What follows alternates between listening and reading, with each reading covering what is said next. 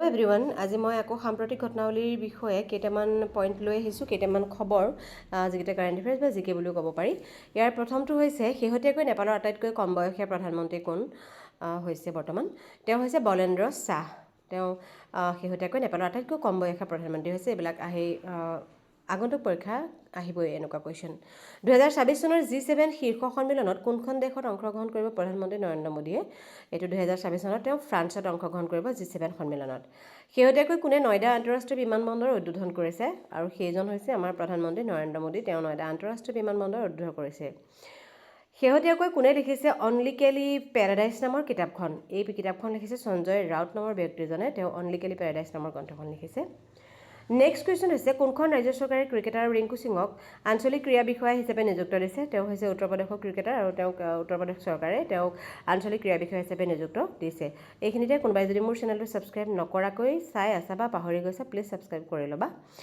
কোনখন ৰাজ্য চৰকাৰে শেহতীয়াকৈ নিংগল ৱানৰ পদক্ষেপ আৰম্ভ কৰিছে? আৰু সেইখন হৈছে মণিপুৰ চৰকাৰে নিংগল ৱানৰ পদক্ষেপ আৰম্ভ কৰিছে।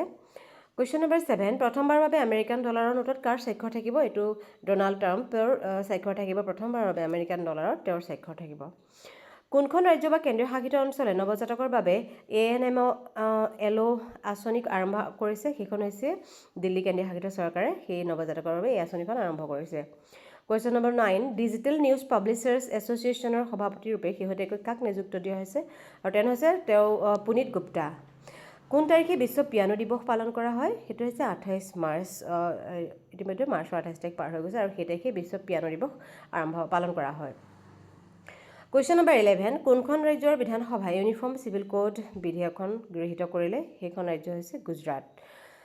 কুৱেশ্যন নম্বৰ 12, জনতা দল ইউনাইটেডৰ সভাপতি হিচাপে শেহতীয়াকৈ কোন নিৰ্বাচিত হৈছিল? আৰু তেওঁ হৈছে নীতিশ কুমাৰ জনতা দলৰ সভাপতি হিচাপে। সম্প্ৰতি কোনখন ৰাজ্য চৰকাৰে মুকলি কৰিছে অভিযান এপ? আৰু এই অভিযান এপটো মুকলি কৰিছে হাৰিয়ানা চৰকাৰে। শেহতীয়াকৈ গৌটেক 2026 ক'ত অনুষ্ঠিত হৈছিল? আৰু এইটো গৌটেক 2026 অনুষ্ঠিত হৈছিলে পুনেত। নেক্সট কুৱেশ্যন, শেহতীয়াকৈ কোনখন দেশে শক্তিৰ জৰুৰীকালীন অৱস্থা ঘোষণা কৰিছে? আৰু শক্তিৰ জৰুৰীকালীন অৱস্থা ঘোষণা কৰিছে ফিলিপাইনছে। কুৱেশ্যন নম্বৰ 16, কোনখন ৰাজ্য চৰকাৰে ইনভেষ্ট মিত্ৰ 3.0 আৰম্ভ কৰিলে? আৰু সেইখন ৰাজ্য হৈছে উত্তৰ প্ৰদেশ। উত্তৰ প্ৰদেশ চৰকাৰে ইনভেষ্ট মিত্ৰ 3.0 আৰম্ভ কৰিছে। শেহতীয়াকৈ 35 সংখ্যক সৰস্বতী সন্মানেৰে কাক সন্মান জনোৱা হ'ব? আৰু তেওঁ হৈছে ৰাজকুমাৰ মুখোপাধ্যায়। কুৱেশ্যন নম্বৰ 18, কোকাডো অনুশীলন ক'ত অনুষ্ঠিত হৈছিল? আৰু কোকাডো অনুশীলন অনুষ্ঠিত হৈছিলে অষ্ট্ৰেলিয়াত। কুৱেশ্যন নম্বৰ 19, ব্ৰিক্সৰ দ্বাৰা মহিলা সবলীকৰণ ট্ৰেইল ব্লেজাৰ বঁটাৰে কোনে সন্মানিত কৰিছে? আৰু তেওঁ হৈছে কল্পনা চোৰেন। কোন তাৰিখে বিশ্ব নাট্য দিৱস পালন কৰা হয়? এইটো হৈছে 27 মাৰ্চ। আৰু 27 মাৰ্চে আমাৰ বিশ্ব নাট্য দিৱস পালন কৰা হয়। আৰু 28 মাৰ্চ আমি পাই আহিছিলোঁ আগত এটা কুৱেশ্যন, পিয়ানো দিৱস হিচাপে পালন কৰা হয়। বিশ্বৰ উচ্চতম বান্ধটো হিমাচল প্ৰদেশত অৱস্থিত। আমি সকলোৱে জানো ইয়াৰ নামটো কি? ইয়াৰ হৈছে ভাক্ৰা নাংগল বান্ধ আৰু ইয়াৰ উচ্চতা হৈছে 741 ফুট। নেক্সট কুৱেশ্যন হৈছে ভাৰতৰ বৃহত্তম উদ্যোগ কোনটো? আৰু সেই বৃহত্তম উদ্যোগটো হৈছে ভাৰতৰ বয়ন উদ্যোগ। কুৱেশ্যন নম্বৰ 23, এখনতকৈ অধিক ৰাজধানী থকা ভাৰতৰ ৰাজ্য কোনখন? এইখন হৈছে জম্মু আৰু কাশ্মীৰ। কুৱেশ্যন নম্বৰ 24, ভাৰতৰ সৰ্ববৃহৎ মৰুভূমি কোন ঠাইত অৱস্থিত? আমি জানো ৰাজস্থানত ভাৰতৰ সৰ্ববৃহৎ মৰুভূমি অৱস্থিত আৰু সেইখন হৈছে থাৰ মৰুভূমি। কুৱেশ্যন নম্বৰ 25, ভাৰতৰ দীৰ্ঘতম ৰেলৱে প্লেটফৰ্মটোৰ নাম কি? আৰু সেইটো হৈছে Kharagpur railway platform. Question number 26, কিমানটা দ্বীপ লগ লাগি আন্দামান নিকোবৰ দ্বীপপুঞ্জ গঠিত? এনেকুৱা কুৱেশ্যনবিলাক আমাৰ এক্সামত অহা দেখা যায়। যিবিলাক আমি সৰু সৰু কুৱেশ্যন মন নকৰোঁ, সেই তেনেকুৱা কুৱেশ্যনে পচলাই দাঁত ভঙা দি আমাৰ এক্সামত টান লাগি যায়। গতিকে এইখিনি ভালকৈ পঢ়িবা। আৰু কিমানটা দ্বীপ লগ লাগি আন্দামান নিকোবৰ দ্বীপপুঞ্জ হৈছে 500টা।